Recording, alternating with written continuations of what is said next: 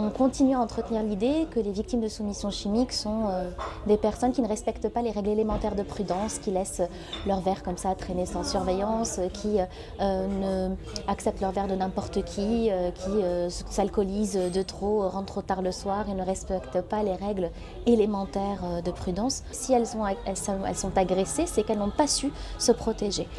C'est très important de déconstruire cette idée parce qu'elle est délétère, déjà parce qu'elle n'est pas efficace, puisqu'elle est fausse, et puis ensuite parce qu'elle empêche les victimes de demander de l'aide, de l'assistance, puisque si c'est de ma faute et que je le mérite, donc je ne mérite pas non plus de l'aide, du soin, de l'accompagnement.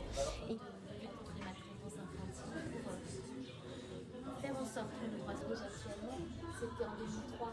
Et nous avons mis des protocoles dans les services d'urgence, nous avons développé, ils n'ont jamais été offerts. On les a conquis, ils n'ont jamais été acquis, ils ne le seront. Il faut remettre la responsabilité au bon endroit. La responsabilité, elle incombe à celui qui a enfreint la loi. Ce qu'on n'a pas le droit de faire, c'est violer. Pour ne parler que des violences sexuelles. Le viol est un crime. Il est un crime même sobre.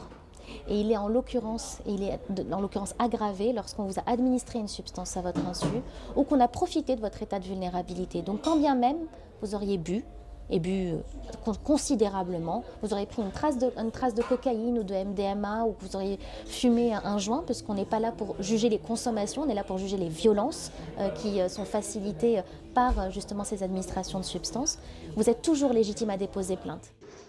Et là, donc, il y a eu une condamnation à de la prison ferme pour une intention de commettre, laquelle on n'a aucune visibilité et qui n'arrive même pas au standard du CRAFS.